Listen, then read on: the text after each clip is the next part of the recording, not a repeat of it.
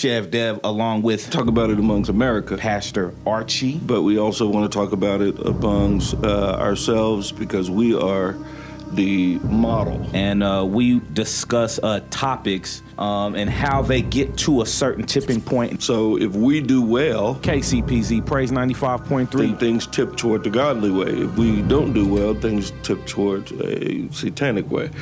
And so our objective is to look at where we're at and really discuss some issues and how we can move things. Understanding and concerned about our government and every other aspect in which we live, but most importantly, it has everything to do with our connection with God, and that is the issue of trust.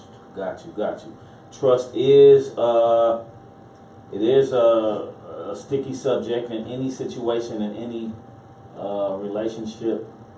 Trust is a big deal. It's a big deal, and I think that when you think about trust, most of us we have learned to avoid its demand. However, it is a necessity for us to be able to survive effectively in any kind of unity. And so we come from a community of people, or a race of people, we who are black, come from a race of people who have been taught not to trust. Mm-hmm. Because some of us have been used against each other in the big house. Mm-hmm. Then it taught us to not trust each other. Got you. We have, if you live in the hood, then your thinking is, I need to get alarm for my car, alarm for my house. I need to have ready to protect myself against all elements. And if I'm walking down the street, yes, I need to have my mace in my hand. Because this issue of trust is something that is foreign to our community and has damaged our ability to be functional in society. I think that I don't know if I can say that because of our society. I mean, I do remember a time when I was real young. We lived in the neighborhood. You fell asleep with your door open. Mm-hmm. You cool. You know what I'm saying? I think you could probably do that some places here. You know what I'm saying? Yeah, I think if you got somebody in the house with a gun, I think that everybody know. Or if you have a dog about the size of mine, then typically, folks won't mess with you. But I think, here's the deal. I think what most of us don't realize are a number of things about trust. If you look at trust from a biblical perspective, it is a learned skill. Okay. And it is something that you do. It's an all or nothing skill that you practice. Okay. So when you say to someone, if I say to you, well, I'm gonna trust this kind of people, but I'm not gonna trust this kind of people. Okay. You have to realize that you have just set the standard by which you will govern the skill. Okay. And if you're not good on one road, you're not good on the other road. So when God says, trust in the Lord with all your heart and all your mind and all your... Mm-hmm. So then you cannot do that and not trust as a skill that you're practicing in all of the other areas of your life. I got you. So you can't trust God wholly and not trust people.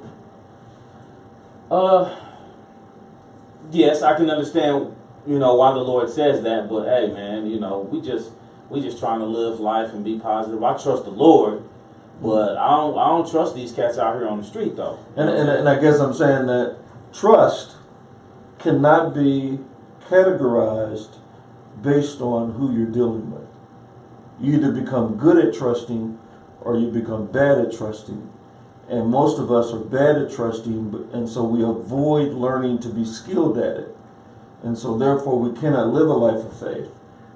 But the Lord gives us wisdom on who we should trust and who we shouldn't. If my if my uncle's a thief, I just know that I don't leave my money out on the table where he's at, and you know what I'm saying? I can trust the Lord, but he gives us wisdom to know what not to do with some people. Okay, and here's my pushback about that. God never says, here's who to trust or not to trust. Mm-hmm.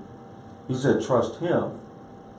I think it's kind of naive for me to trust my thieving uncle and just be able to leave, $200 on the counter and just trust the Lord that he's not going to take it. Well, I think that when you trust is not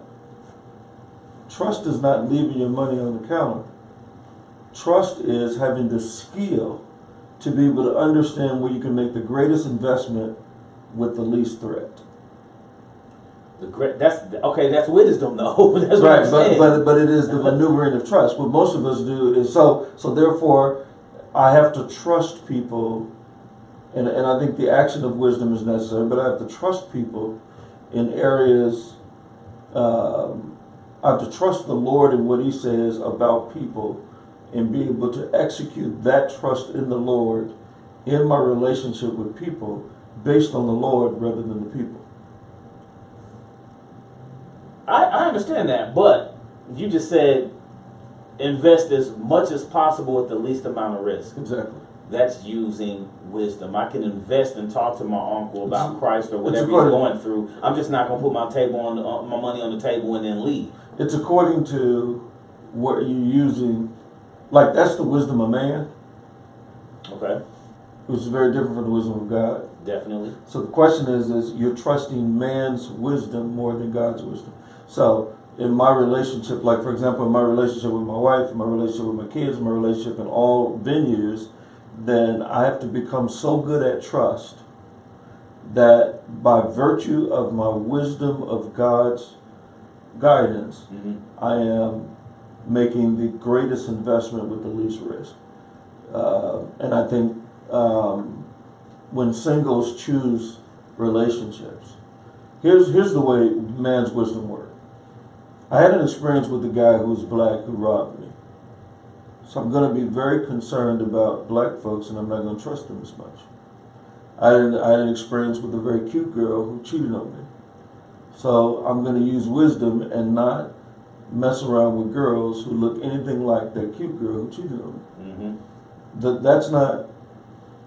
That's not biblical trust. I got you. Because what that's going to do is that conditioning of how I trust in those relationships are going to do two things. First of all, it's going to lead me to make bad decisions about relationships on a regular basis. So therefore, I damage my trust, my reflective trust ability, my skill. And then secondly, it's going to make me, my trust factor is going to be used against God in the same way it's used against other people. Now, God's more right in my eyes than most people, so therefore I will trust Him more. But I'm not utilizing trust in the way God assigned it to us. So how should we? I think we got to grow to that point. We got to start off with, we got to take baby steps. We got to take baby steps. I mean, people always talk about growing to some point. Like, what if I just said to you, listen, I should be stealing, but I just got to grow to the point where I'm not stealing anymore. Okay. Because stealing is a behavior, you're going to say, dude, just don't do it. And I think that's kind of where, the growth issue is about having knowledge and the ability to apply it. Growth is not an issue when it comes to when I know what to do and I have the ability to do it. It's not an issue of growth. Like, I hear people talk about, like cussing. You don't have to grow to not cuss. It's a behavior. You can just stop. You can just stop it right now. Yeah. I think a lot of that's a lot easier said than done. You can just stop cussing, but there's no repercussions if you stop cussing. But if you stop trusting, then I feel like there could be some repercussions. And the repercussions are what? Whatever. If I stop trusting that this person is not going to steal from me and they steal, and I lost whatever they stole. And you're thinking that is a result of not trusting? Yeah, if I've been going off this and it's been making sure I have everything that I'm supposed to have without nobody taking it, and then I say I'm gonna just trust him this time. Then I would say that you misuse trust. Trust in the Lord with all your heart and soul and your mind. So therefore, I must apply biblical truth. Okay, so let's just break this thing down. So my uncle comes to visit. My money's on the table. After I open the door for him and we're walking past the table, do I grab my money and take it to the room, be like, I'll be right with you, or do I leave it there? What's your primary objective with your uncle? I mean, if he's just coming to visit. So just a relational connection. Yeah, maybe we're going to play some video games or something. Then what I probably would do is a number of things. First of all, I'm trusting God with reference to Him telling me what my responsibility to my uncle is. Okay. And so therefore, what I would probably do is if he's saved, if he's not saved, if he's, I mean, I don't know. I mean, all of those things would be related no, he's to. just a regular dude. He ain't saved or nothing. He ain't saved. Then I would probably say, I would probably try to utilize the opportunity for him to demonstrate or to see godliness in what I did. Because I trust I godliness. understand that. Do I pick up the money or do I leave it on the table when It's I go to the according back to the room? circumstances. The circumstances is I was at home. I leave my money on the table. He comes What over. is your objective with your uncle, other than spending time with him? I mean, we just chilling. I didn't say come over so we can talk about God. I didn't say that. Mm-hmm. I didn't say, you know what I'm saying, he's just a regular dude, maybe off today or whatever. But he's just a thief. What do you want him to know? See, here's the deal. Like, trusting God, like, let me ask you a question. What engagement did you see Christ involved in that did not relate to a kingdom objective? Everything he did related to the kingdom objective. He didn't do nothing he didn't do anything for nothing. So therefore, there was a place of wisdom and trust and Yes. faith and all that kind of stuff Yes. in all of those interactions. Yes. So what you're saying is, with you and your uncle, there is no place of wisdom and faith. No, I didn't say that. I'm just saying, so you're telling me that my uncle couldn't see Christ in me because I took my money up off the table? No, I'm not saying that. Losing the money might be the best way to exercise trust. I don't know about that one. I mean, I understand that. I don't know about that one. Okay, well, what if God said, what if you had 2 fish and 5 loaves of bread? Okay. And then God says, if you're hungry, then surrender your money, surrender your 2 fish and 5 loaves of bread, and trust me. That's what I'm saying. But so that was a direct command from the Lord, though. That was a command. If he said, if you're hungry, surrender your 2 fish and 5 loaves. And the Lord told me that, that's one thing. Now, if when my uncle came over, the Lord said, leave the money on the table. Well, here's what God said. We're going to take, surrender your money so we can, surrender your food so we can feed everybody. Yeah. That was kind of really the idea. So that guy was less to Jesus than your uncle is to you. Yeah. And so the guy exercised a exercise of trust that was applicable and had the ability to begin to impact 15,000 people or so. Yeah. But it was a matter of trusting God in that particular circumstances. Now, the example was interesting because after that they got on the boat, they were going to the other side, a storm came, and they did not trust God because the storm was there. Okay. They used man's wisdom. They said, well, here's how we normally do when a storm takes place. We usually take our money. In this particular case, the question is, what do we do? Okay, so in that situation, did the Lord speak to them on how to trust him, or they didn't have no direction? Yeah, he just demonstrated to them with the 5 loaves of fish. And okay, that's so why all of them walked away with a full bag, a full meal, carry out. Yeah. Carry out. And so they took the carry out, they went on the ship, so they had a meal.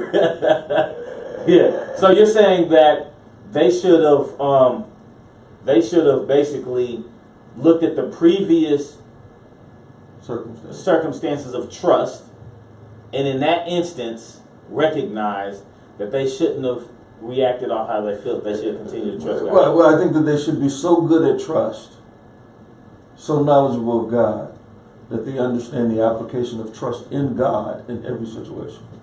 I think that if you use your trust up in people who are not God, then the feeling or the impact of godly disappointment will happen in your physical lives, which will cause you to have a damaged perspective of trust, and it'll hinder your ability to trust God 100%.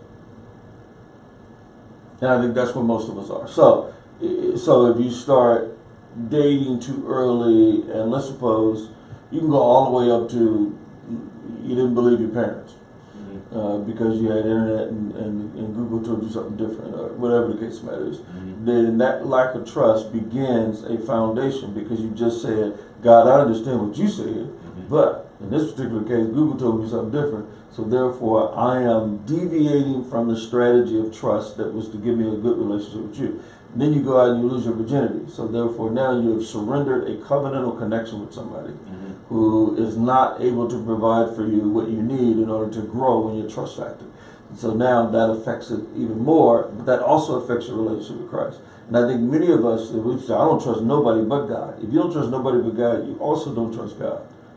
Because the same tool that you have to use, not trusting them, and then you have a judgmental perspective of what good trust is. Well, so here's my thing. I don't have a problem with trust or trusting God or anything. I just only have a problem when it seems to be that you have to exercise being naive in order to be trust to trust. Well, see, I would probably say if you relate to being naive to trust, then you probably are not trusting God, you're trusting people. Trust only goes to one person. How I treat my wife, I don't trust myself to treat my wife right. I understand. Okay. If I come over your house and I say, you know what, I'm coming over here for Bible study with Pastor. He ain't answering his phone. The dog's in the yard. Lord, I trust that since I'm over here, that dog ain't gonna bite me. Right. That's being naive and not using wisdom. And see, to whenever you go to, like, examples like that, that is what you're saying is, I want to be able to be wise enough to appropriately apply trust so that I am safest.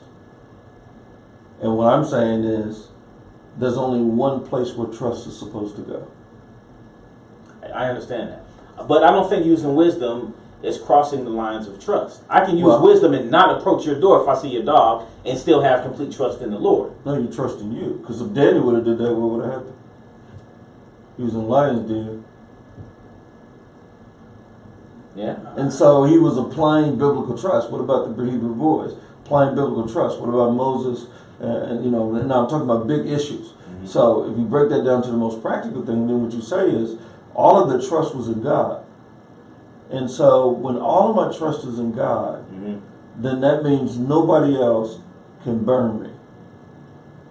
And so the application of that trust shows up in how I relate to everybody else.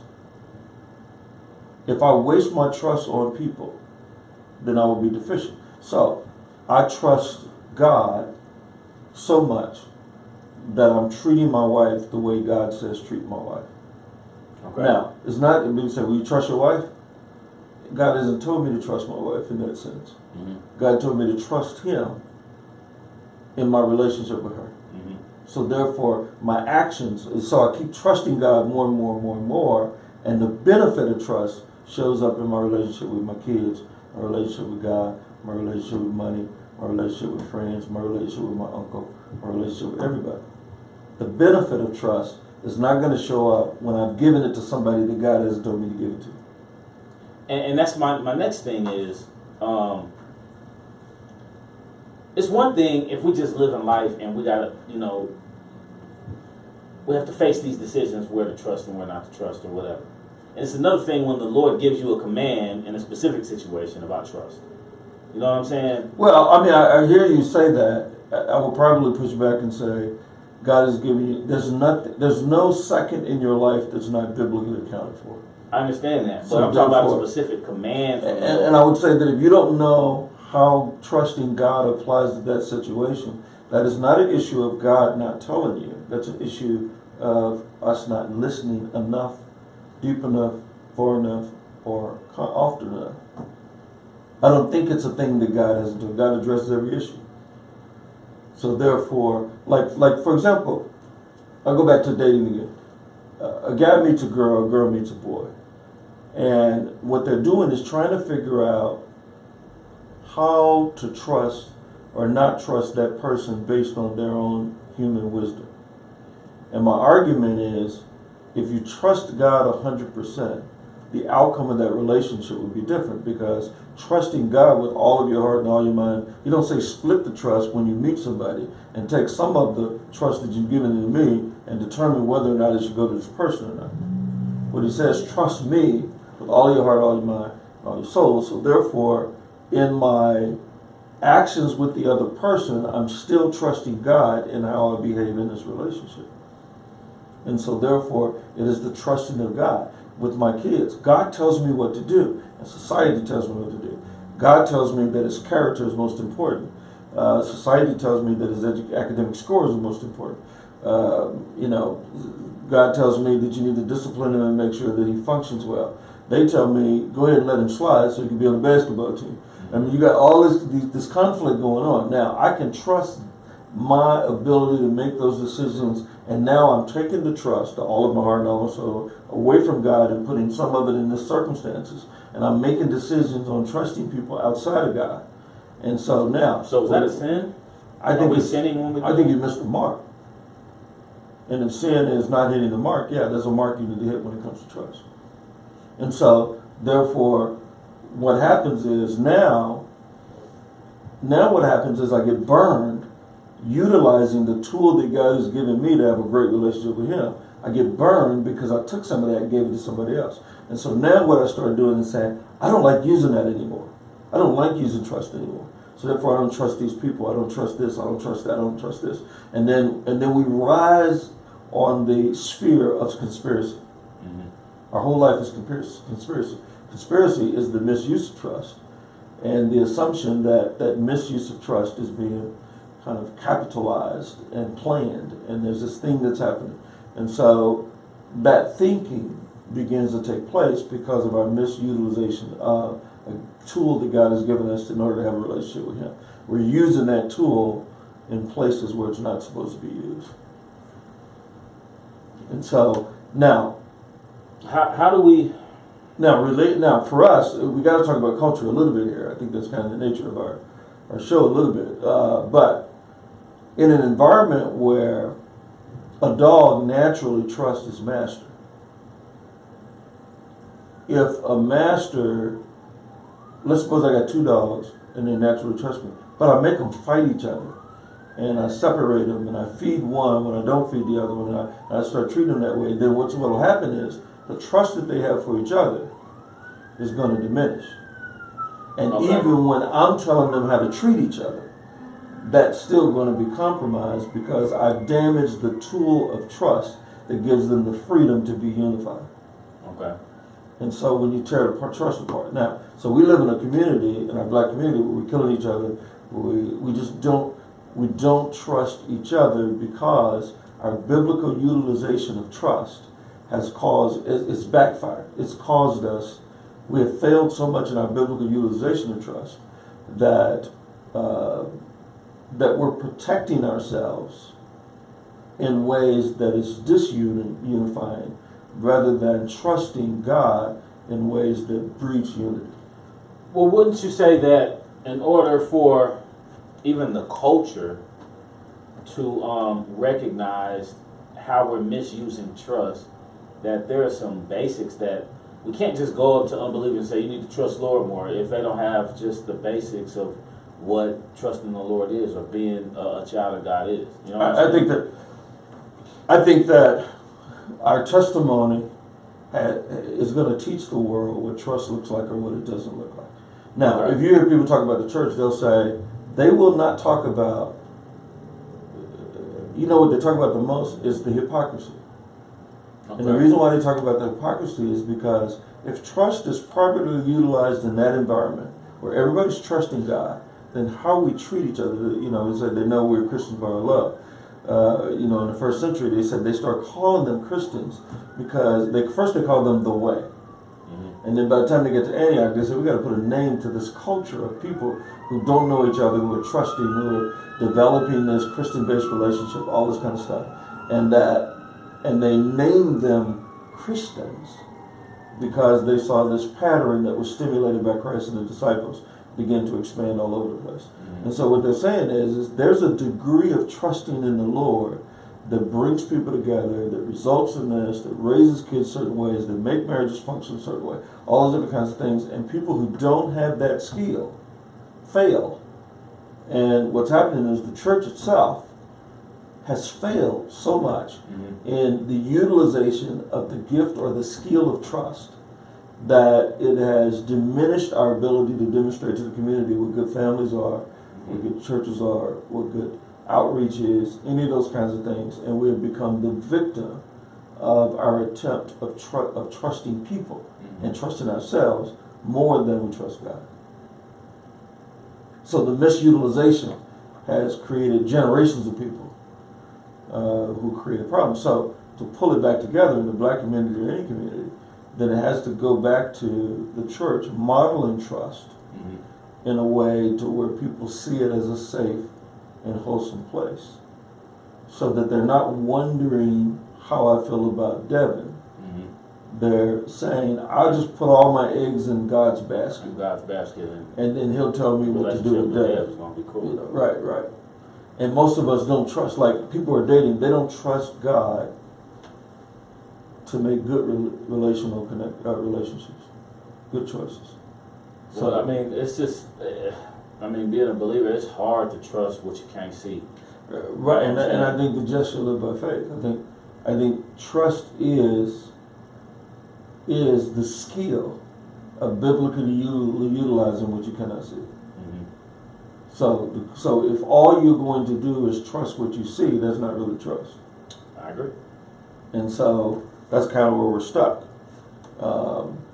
Trying to figure out how to do life. Now the question is how do you take a community that has misused this element? Because what's happening now is that this trust is now being applied. In fact, if you look at the Old Testament, part of the concern that God had was when they start trusting other gods. And that was this big issue. And I think we have migrated to that place where we're trusting other gods. And some of it's the god of money. Some of it's the god of fashion and image. Some of it's the god of stardom. I want to be praised and all this stuff.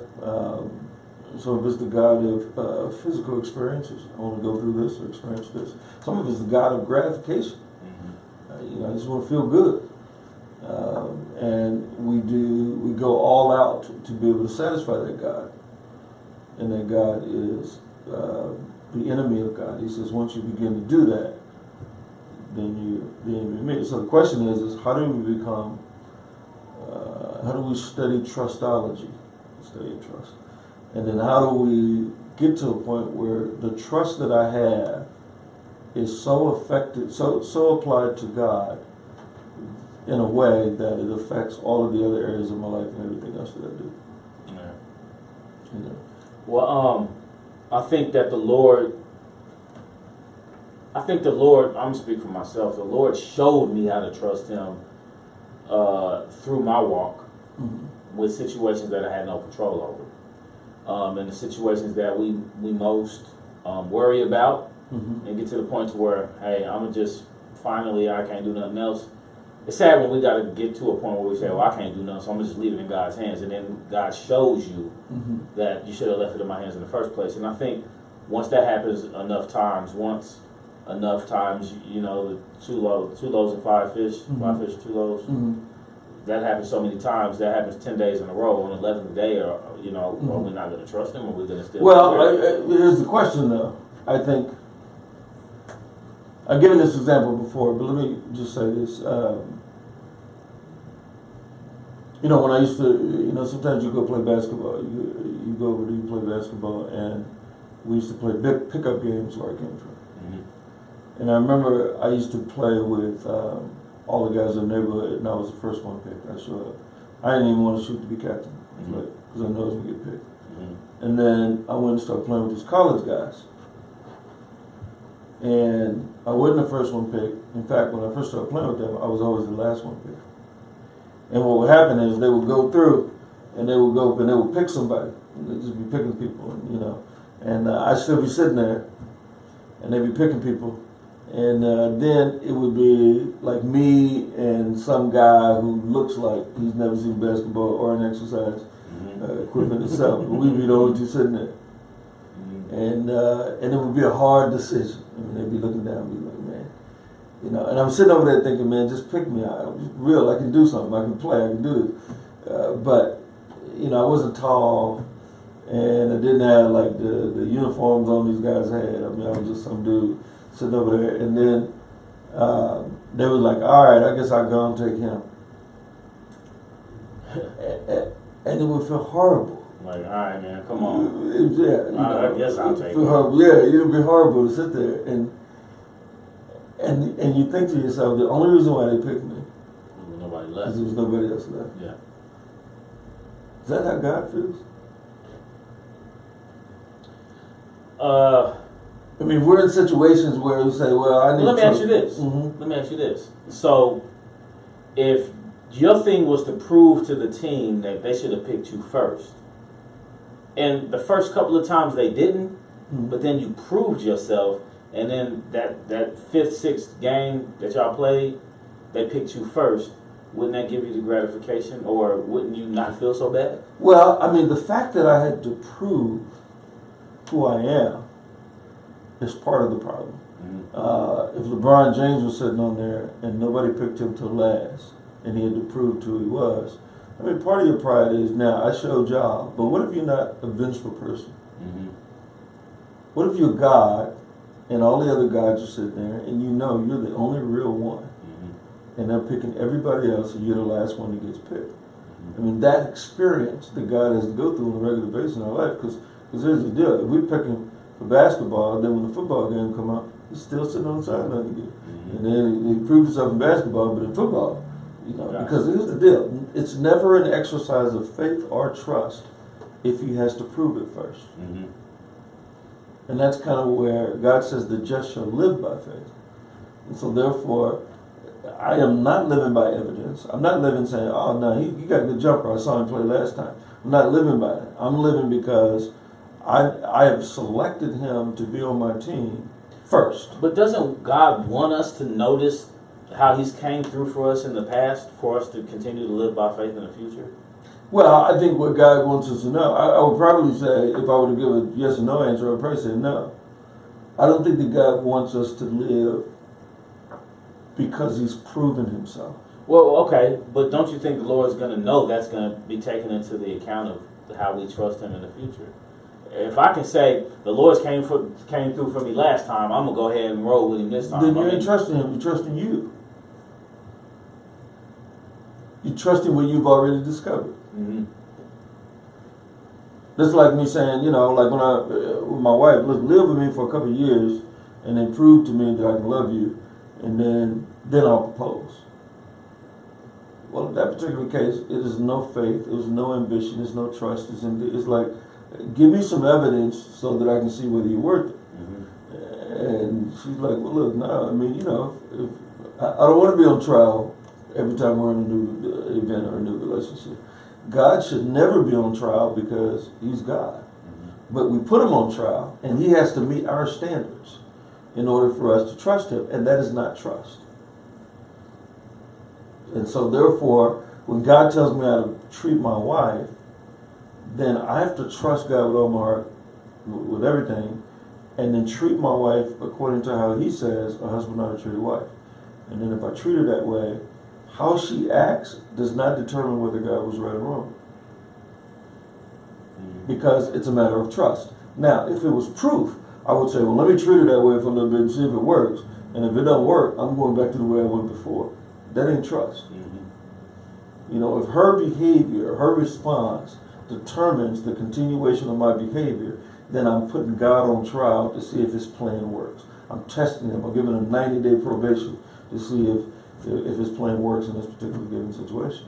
And if he used that 90-day probation on me, well, let me test first. Before you get saved, let me test you for a little while and see if you can live up to the height of salvation for the first 90 days. And if you don't, by the end of your probation period of time, then you're not going to go on to full salvation. We're just going to cut you, you know. I mean, I'm saying his function toward us does not anywhere near resemble that kind of behavior.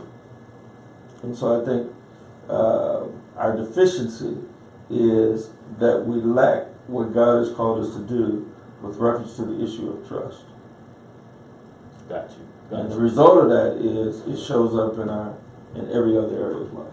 So you're saying until we can trust God, we're going to continuously encounter situations that trust is going to be a major key. Yeah, I'm saying that until we master trust, then all the other things that we're trying to fix that require trust in God are going to be, it's just misutilization of an amazing tool.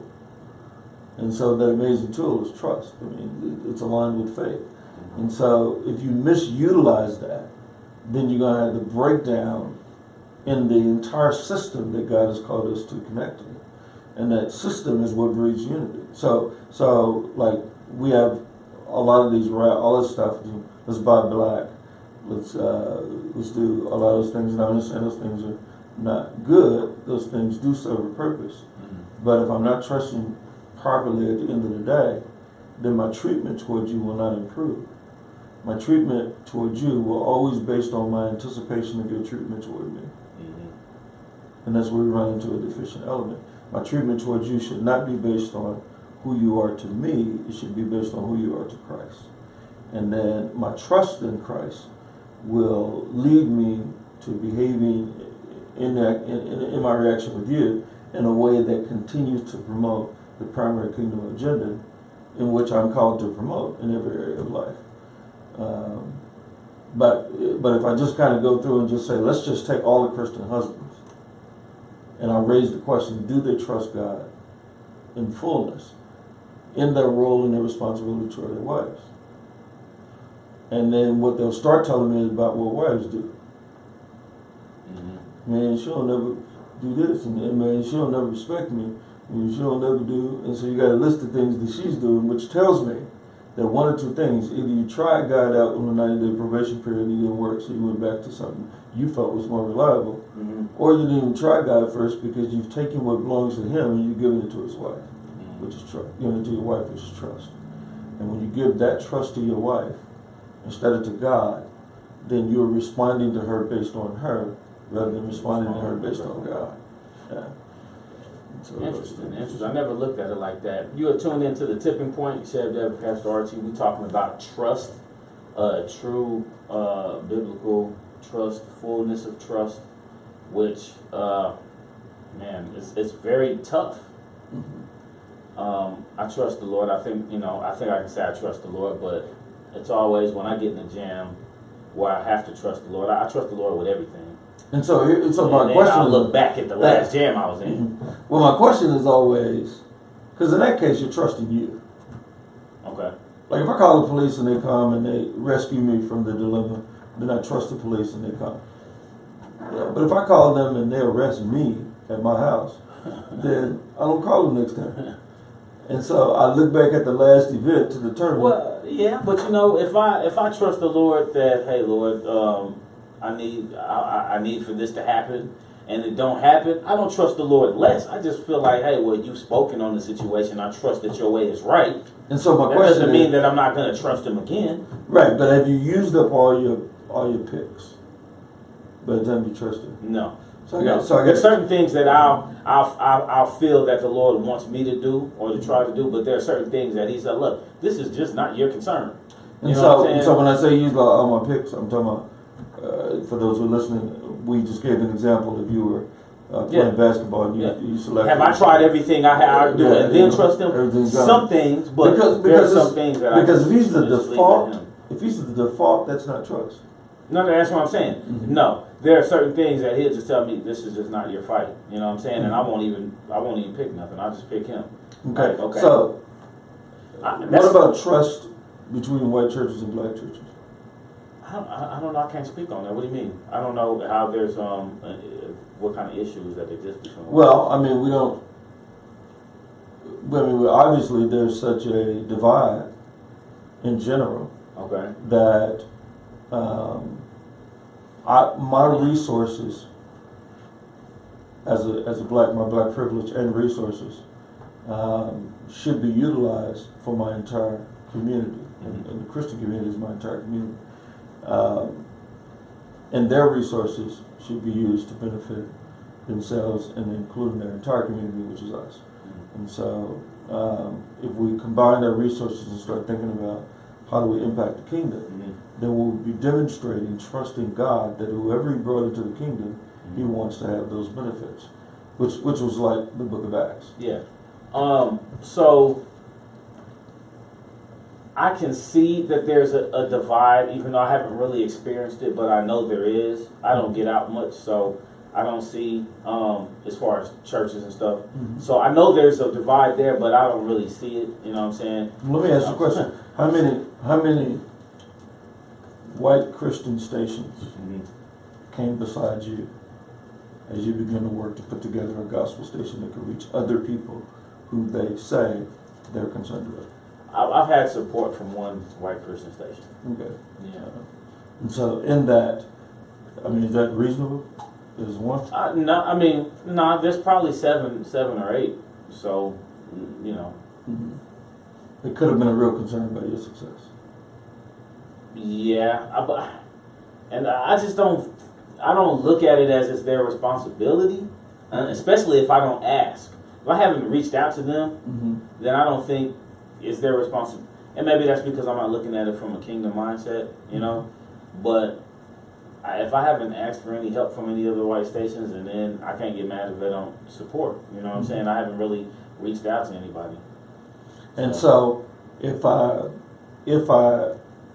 think about putting all my trust in God, then seeking first the kingdom would include looking at every ministry opportunity, every situation from a global perspective, because the kingdom is much more important to me. So if a Somalian Christian radio station decided we want to do some work and we want to be impactful in the Somalian community, which is a community that might be a little different from who you reach out to, then I think it would be reasonable to say, hey, there's some Christians there that really need this particular element that we thought was important to us, and so we need to work together to apply it to them.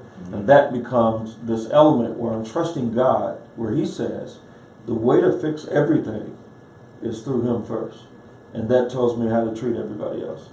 And that's kind of a mindset of trusting God first. So it does happen individually, happens in the family, happens in communities, and happens abroad outside of the community.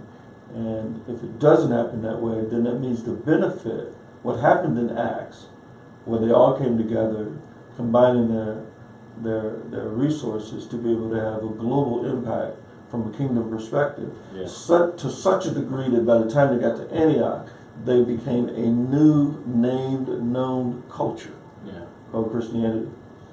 Then I think that wave of influence is about where we apply our trust versus putting God on a 90-day probation about everything that happens in our life. But if it doesn't happen with me and my wife, it will not happen with me and you. And it will not happen with my friends, and it will not happen with my community. I mean, if it doesn't happen in my closest relationships, then it's not a practice that I can take to other places. Yeah, that's the interesting part. It's just like, you know, I would start off with just how do we trust? You know what I'm saying? I mean, me personally, I just think it takes maturity in order to trust how the Lord wants us to trust. I just don't see babes in Christ just their whole way of living and governing their repair of whatever situation just goes away upon the day of salvation and getting the Holy Ghost and I automatically trust God now. I think that it takes maturity, it takes numerous situations, and it takes growth. Well, see, I think that if I need the proof from God before I do it, then it's not trust. I agree with you on what trust is. I'm saying, how do we? I think where we start is, first of all, I think the strongest testimony that ever came out of the book of Acts and the ministry of the church were people who had given their lives for the cause. Even though some of them died, they gave their lives for the cause, and the sacrifice given for the cause was the greatest testimony. Okay. And so I think that right now we don't see that. People don't sacrifice a great deal. In fact, church is only of value based on its convenience. To some people, right? Yeah. And so that's the biggest problem is I think you got to be able to demonstrate that I am so committed to this. I mean, one of the things we wanted our kids to see, and when you hear them talk now, they don't talk about we were perfect parents and things of that nature. What they talk about is there was never a time when they were not committed to Christ, 100%. Yeah. And so they see that has been our lives no matter what, even during the down times, the tough times, or whatever the case matters. And so they believe that living for Christ is a real thing because that's all they've seen. I think that people have never seen it, and so therefore that level of commitment is not there. I'll give you another kind of practical example of the same illustration is most people in my generation grew up with kids who solely and 100% trusted their parents. Mm-hmm. And so therefore they just we believed our mama, no matter what. And so, and now since we stopped seeing that kind of allegiance towards parental influence, then we stopped seeing people obeying their parents. We just drift further and further away. Mm-hmm. Well, the same thing with Christ. We grew up in a generation where people loved the Lord, they trusted God, good and bad, TV shows, everything else. I mean, what we saw on Good Times, one of the project in Chicago, a story about a family in a project in Chicago, most of their illustration of their soul commitment could not even be shown today. Because they believed in Christ, they believed in the Lord, and they trusted God with all their hearts and all their minds, even in all these different situations that took place. We just don't have that today. Yeah. And so the question is, how can the church become effective and efficient? Now, I think we need to start with recognizing that the church has that value of giving people insight on how to utilize their skill and gift of trust in the most biblical way. That's the way. That's why he said, "Don't forsake the assembly of yourself." So I think it kind of starts with that commitment, and then secondly, I think we got to be in communities of trust. I mean, if you're not in a small group where you're sitting down on a regular basis, talking about the struggle of application of God, God's word, and you start talking about, if you're not there where you're demonstrating an experience of growth and trust, then just hearing what you hear on Sundays is not going to fulfill the task. So the second thing is you got to be in communities of trust. Gotcha. And then thirdly, you have to be able to believe God over your experience when it comes to your ability and charge to impact the broader community. So when you go to work, when you get paid, when you meet people on the streets, when you go do entertainment stuff, you do all those different kinds of things, you got to be able to believe that you can fully trust God in those situations. And trusting God does not mean, trusting God doesn't mean I'm going to jump off the top of the building and go save me. In fact, that was called don't tempt the Lord in Matthew, where Matthew chapter 4, where Jesus was asking the same thing. And it doesn't mean I'm going to put money out so they don't steal it, just trust God that they don't steal it. That's not even trusting God. That's trusting the other person. Yeah. But it does mean that if money is given to me and I can fulfill a biblical purpose, then I need to trust God that investment will achieve a greater outcome than perhaps my Nikes or whatever it is that I'm longing for at that particular time. Yeah. And so I think that's kind of where we need to be. Most of us don't trust God enough to ask Him to bless the food when we're at the table. We just think it's all right. Risky. I think that could be risky. Yeah, again. Especially eating out in restaurants, even eating food from the grocery store. It's just, it's terrible. So that's definitely something that we could all benefit from, some sort of application on. Is how to do trust. What do we have next time, Pastor? Well, I mean, I think we need to talk about. I don't know how much we talk about, but the election will be over. We can talk a little bit more about it when it's over, when and it's then over. We'll have some discussion. Yes. But I think whoever. I think that I can. Hopefully, I can say this, and it's okay. We don't at this particular stage. We don't know what the outcome is going to be, and I think that our ability to utilize trusting God in the most effective and efficient way. And what I mean when I say our ability, I mean the church community, black and white. No matter what happened in those polls, and no matter what's happening in the White House, and on and on and on, is going to determine whether or not God can take a community and have the culture rename them after Christ, or whether we'll be so blended and divided by the community that Christ will be insignificant. And so utilizing trust, I would say I would start at home, really kind of looking at myself to say, where are the areas that I trust me more than God? And what does it really mean to trust Him with everything so that He determines how I treat everybody and everything else? Is He the last one on the bench? I tried everything else, and then I'll pick Him. Or am I saying, okay, I'm gonna pick you first and believe that I can win the game by you, and then you will tell me how to pick everybody else? It's very I encourage everybody to participate in the selection process. You know what I'm saying? I think, Yeah, I think staying at home, you know, it's not wise. Yeah, you know, I think if you look at Paul was a citizen of Rome, and he was a citizen. He had dual citizenship, and he exercises dual citizenship in that particular case. Jesus participated in all the activities that were taking place with reference to the Sanhedrin and everything else. Yeah. The disciples, you know, I mean, you go down the line, you won't see people kind of neglecting their responsibility, whether it's in Rome or whether it was the Sanhedrin Council. I think we're kind of called to let our voice be known. Staying home out of frustration is not the deal. And I'll probably say, you know, we're gonna lose like that. Don't believe the hype. Look at your own heartfelt conviction, and then and see where God wants to take you. Yes, sir. You've been listening to The Tipping Point. Till next time, we'll holler.